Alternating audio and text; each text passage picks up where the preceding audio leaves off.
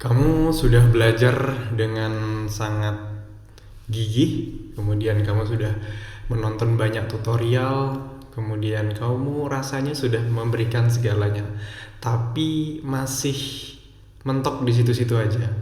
Kayaknya bingung sama video tutorial atau buku dan segala macamnya. Atau orang lebih sering menyebutnya itu tutorial hell gitu ya.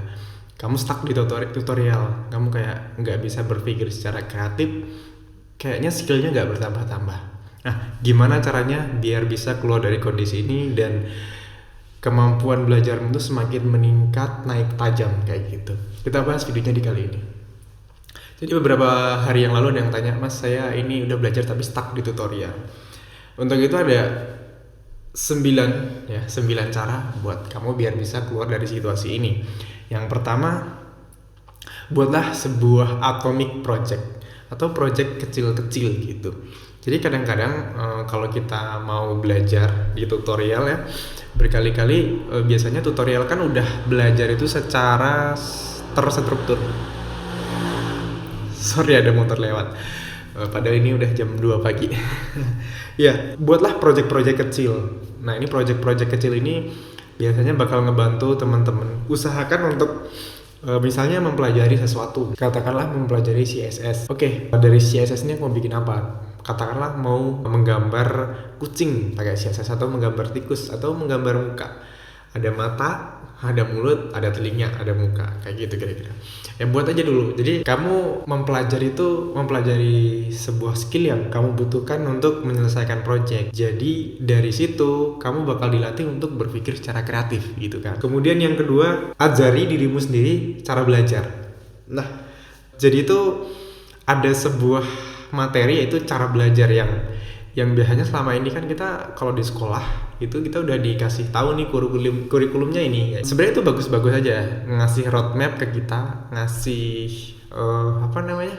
kayak tuntunan biar kamu nggak tersesat gitu. Cuman kadang-kadang karena kita nggak terbiasa tersesat, ketika kita mengeksplor tempat baru atau mengeksplor skill baru, mencoba untuk menyelesaikan masalah itu tuh nggak ada mapnya, nggak ada petunjuk jalannya, kamu harus lewat mana dan kamu harus menemukan sendiri jalan itu. Nah, ini tuh adalah salah satu hal yang membuat kamu jadi stuck di tutorial tadi itu, karena kamu udah nggak terbiasa dituntun, ketika masuk tempat baru bingung mau kemana gitu, dan kadang-kadang kamu jadi ketakutan, aku mau lewat sini aman gak ya gitu. Buatlah dirimu untuk bisa terbiasa dengan sebuah tempat yang kamu nggak paham itu jalannya tuh kayak gimana gitu. Terus yang ketiga, give yourself time, kasih space untuk dirimu. Kadang-kadang kalau kita belajar itu maunya kayak pengen cepet bisa gitu loh, padahal nggak ada skill yang kamu bisa. Mungkin banyak lah materi-materi, misalnya seminggu bisa bikin web, seminggu bisa bikin aplikasi Android atau apa. Nggak ada, belajar seminggu terus bisa bikin aplikasi yang bisa mengubah dunia. It's sangat jarang terjadi, kecuali kamu orang yang jenius. Tapi kebanyakan kita kalau memulai bakal bingung dari mana gitu. Tapi yang penting belajarlah secara pelan-pelan, pastikan kamu paham dulu konsepnya. Kadang-kadang kita tuh selalu belajar langsung ke prakteknya tapi juga nggak paham konsepnya gitu. Which is kadang-kadang itu menjadi sebuah masalah ketika kita udah mempelajari banyak hal, kita udah langsung ke framework. Misalnya nih bahasa pemrograman, kita udah langsung bikin aplikasi kita, tapi kita nggak paham konsep tentang loop, konsep tentang memori, konsep tentang argumen passing, kemudian konsep tentang garbage collection, kayak gitu-gitu. Banyak banget kan konsep-konsep yang kita nggak paham, yang akhirnya membatasi kita dalam untuk mengambil sebuah keputusan. Ketika ada solusi ini, kayaknya ini paling cocok pakai struktur data map atau heap kayak gitu. Kalian nggak paham itu, jadinya ya biasanya udah pakai objek. Kadang-kadang ya itu terbatas, wah ini kalau ada situasi ini gimana ya gitu. Makanya perdalam konsep-konsep gitu. Ketika udah mulai nyoba tutorial, udah oke, ini udah dapat tutorial, terus itu kenapa ya? Kenapa harus pakai objek? Kenapa harus pakai map? Kenapa harus pakai array? Kenapa harus pakai string? Kenapa harus pakai integer dan sebagainya macamnya gitu kan. Kemudian yang keempat, cobalah belajar untuk solve bug gitu ya. Namanya kita ngoding tuh sebenarnya ya setiap hari kita bakal ketemu sama bug gitu. Nah, kamu harus berusaha untuk nge-solve sebuah error gitu tanpa kamu tanya orang atau buru-buru ya mencari tuntunan gitu. Coba selesaikan dulu, baca pesan errornya itu apa. Biasanya kalau ngoding kan ditunjukin tuh, oh di mana line error ini terjadi. Coba dibaca struktur kodenya secara sesama. Kadang-kadang biasanya ada kamu ngepassing data integer, terus kamu baca sebagai string atau string dibaca sebagai integer, sehingga kadang-kadang hasilnya jadi berbeda gitu. Kemudian yang kelima itu share your code gitu. Kita punya GitHub sekarang. GitHub itu adalah tempat untuk kamu berbagi. Selain kamu hanya ngupload kodemu di GitHub, coba itu share ke teman-teman di komunitas. Ya, aku bikin kayak gini gitu. What do you think guys gitu? Ada masukan atau enggak ya? Nah, itu bakal bikin ya ada masukan-masukan. Biasanya teman-teman di komunitas bakal bantu. Oh, ini kayaknya lebih optimal kalau dibuat kayak gini, kayak gitu. Kemudian yang keenam itu membaca dokumentasi. Dalam kita nanti bekerja, kehidupan kita sehari-hari bakal nggak jauh-jauh dari dokumentasi. Nah, kalau misalnya teman-teman lagi belajar sesuatu yang baru, katakanlah belajar React.js, sebelum pergi ke tutorial, coba baca dulu dokumentasinya. Iya, memang bahasa Inggris, dan ya harus membiasakan diri untuk terbiasa dengan konten-konten atau tulisan-tulisan dokumentasi yang berbahasa Inggris, karena kebanyakan nanti kalau udah kerja, kita bakal pakai third party API gitu ya, API vendor yang kita harus ngebaca dokumentasi karena nggak ada tutorialnya di YouTube, nggak ada, game di blog post nggak ada. Dan sejauh ini yang saya dapatkan di dokumentasi itu tuh sebenarnya sangat lengkap gitu. Kita dikasih tahu fundamentalnya gimana, how it works, terus kalau kita mau melakukan apa biasanya ada contoh gitu. Selain membaca dokumentasi yang di website resmi, setiap framework atau setiap library kalau kita mau pakai biasanya tuh ada folder example di source code-nya, dibaca aja, dilihat. Jadi kode itu sendiri sebenarnya adalah dokumentasi juga. Jadi teman-teman belajar untuk terbiasa membaca dokumentasi yang secara konsep dan juga secara praktek yang di code-nya kayak gitu.